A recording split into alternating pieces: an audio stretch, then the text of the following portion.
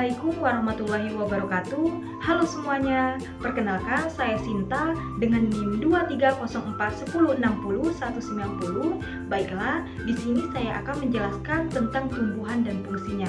Nah, teman-teman perlu kita ketahui, tumbuhan adalah makhluk hidup multiseluler yang mampu memproduksikan makanannya sendiri melalui fotosintesis dengan bantuan klorofil atau zat hijau daun yang mampu menangkap energi cahaya matahari. Nah, tumbuhan ini ada beberapa bagian teman-teman.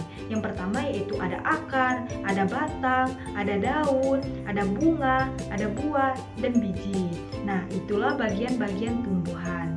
Nah, akar adalah bagian tumbuhan yang letaknya bisa dalam tanah maupun di luar tanah. Tetapi kebanyakan akar itu letaknya tumbuh di dalam tanah. Nah, perlu teman-teman ketahui, jenis akar yaitu ada dua. Yang pertama yaitu ada akar tunggang dan akar serabut.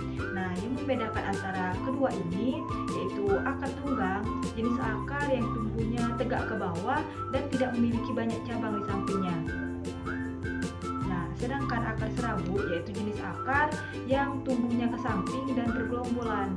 Nah, itulah yang membedakan mana akar tunggal dan mana akar serabut. Nah, fungsi akar tadi yaitu untuk menopang tubuh tumbuhan agar akar itu berdiri tegak. Selain itu, akar juga berfungsi untuk menyerap air dan nutrisi dari dalam tanah.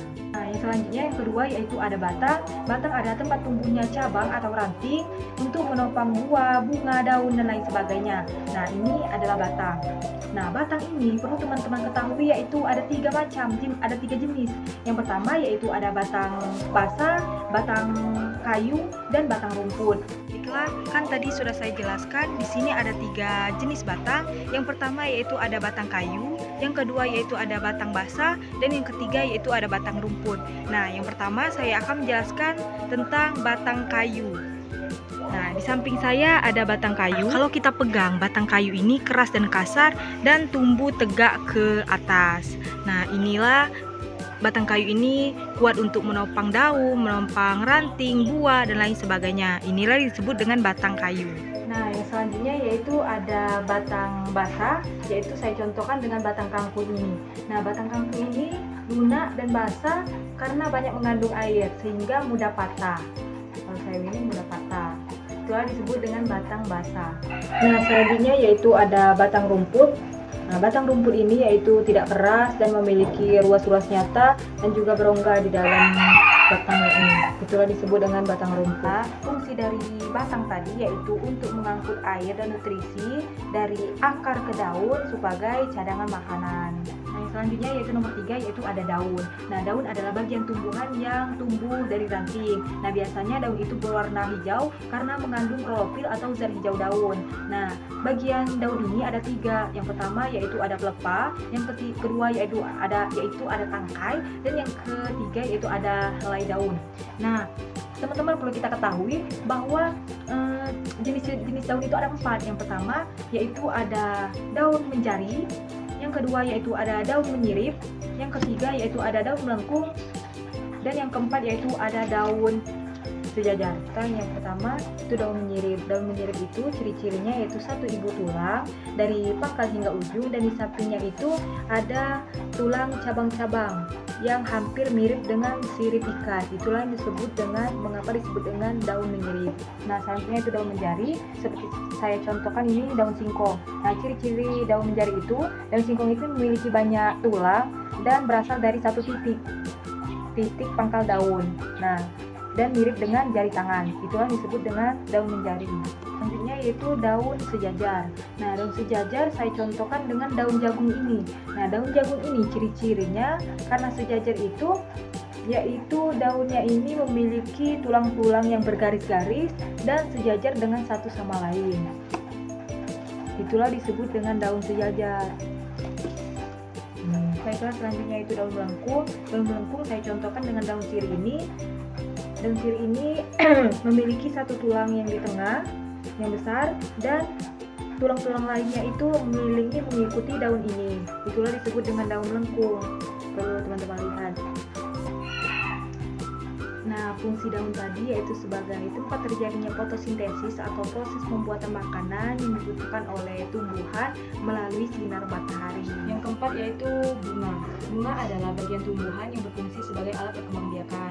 Nah, ada beberapa bagian bunga ini. Yang pertama yaitu tangkai bunga. Nah, tangkai bunga itu berfungsi untuk menghubungkan bunga dengan tangkai. Sedangkan selanjutnya yaitu ada kelopak. Kelopak bunga yaitu untuk melindungi kuncup bunga ketika bunga itu sedang mekar atau sedang berkembang. Selanjutnya yaitu ada mahkota bunga. Nah, mahkota bunga ini yaitu untuk membantu proses penyerbukan dengan cara mengundang serangga agar hinggap dan menyerap. Selanjutnya yaitu ada benang sari. Benang sari yang di tengah-tengah ini tapi bagian sampingnya yaitu alat perkembangbiakan jantan. Sedangkan bagian putihnya yaitu bagian tengah ini. Yang ini yaitu alat perkembangbiakan betina. Itulah bagian bunga. Ya, perlu teman-teman ketahui, bunga itu ada dua, bunga sempurna dan bunga tidak sempurna. Nah, bunga yang membedakan bunga sempurna dan tidak sempurna yaitu ini bunga sempurna yaitu bunga mawar, sedangkan bunga tidak sempurna yaitu bunga pepaya. Nah, yang membedakannya, bunga sempurna itu yaitu bunga yang hanya memiliki reproduksi yaitu putik dan benang sari saja, yaitu memiliki putik dan benang sari seperti ini. Kalau bunga sempurna. Nah, kalau bunga tidak sempurna yaitu bunga yang hanya memiliki satu reproduksi saja. Ialah dia itu hanya memiliki putih atau benang sari saja, tapi cuma satu. Sedangkan ini memiliki benang sari dan putih. Itu yang membedakan mana sempurna dan tidak sempurna. Nah, selanjutnya yang kelima yaitu buah. Nah, buah adalah hasil dari perkembangbiakan tumbuhan. Pada buah terdapat biji tanaman yang berfungsi sebagai tempat cadang makanan dan serta untuk melindungi biji di dalam buahnya. Nah, selanjutnya yaitu biji. Biji adalah cikal bakal tanaman baru, artinya semua tanaman bisa tumbuh dari biji berdasarkan jumlah kepingnya.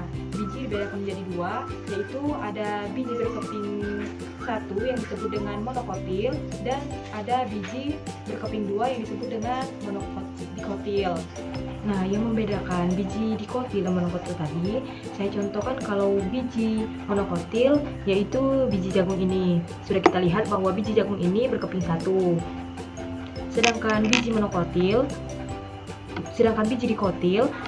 yang berkeping dua, saya contohkan dengan biji kacang ini. Kenapa? Karena biji kacang ini kalau kita belah, mudah dibelah dan karena dua daun lembaga atau kotiledon. Itulah yang membedakan mana biji monokotil dan mana biji dikotil.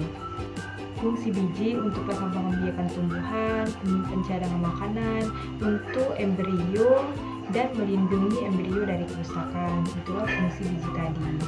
Nah, terus pertanyaannya, mengapa batang itu berperan penting dalam mengangkut air dan nutrisi ke seluruh bagian tumbuhan? Nah, saya contohkan dengan batang sawi ini. Ketika saya potong miring, daun dimasukkan ke dalam air yang berwarna hijau dan merah, warna perlahan naik melalui batang menuju ke daun. Ini membuktikan bahwa batang memiliki pembuluh angkut atau klim yang membawa air dan nutrisi ke daun. Batang juga terlihat menjaga tumbuhan tetap berdiri tegak. Nah, pertanyaan kedua, bagaimana sih bentuk akar pada tumbuhan dikotil atau monokotil? Nah, teman-teman perlu kalian ketahui bahwa tumbuhnya akar itu sesuai dengan bijinya dikotil atau monokotil. Kalau biji dikotil biasanya atau berkeping dua, seperti contohnya kacang, biasanya akarnya itu tunggang dan daunnya itu biasanya menyirip dan menjari. Sedangkan kalau bijinya monokotil yang berkeping dua, contohnya seperti jagung, biasanya akarnya itu serabut. Daunnya juga biasanya daun sejajar. Itulah yang membedakan mana tumbuhan dikotil dan mana monokotil. Nah, pertanyaan ketiga yaitu apakah pertumbuhan akar akan meningkat atau menurun ketika tanaman itu tidak mendapatkan air. Nah, ketika saya mencabut tanaman selama 2 hari tidak saya siram, akar akan kering dan tumbuh tidak memanjang. Ini menunjukkan bahwa pertumbuhan akar menurun karena tidak adanya air untuk memicu aktivitas sel-sel akar. Mungkin itu saja video dari saya. Semoga bermanfaat untuk kita semua. Saya akhiri. Wassalamualaikum warahmatullahi wabarakatuh.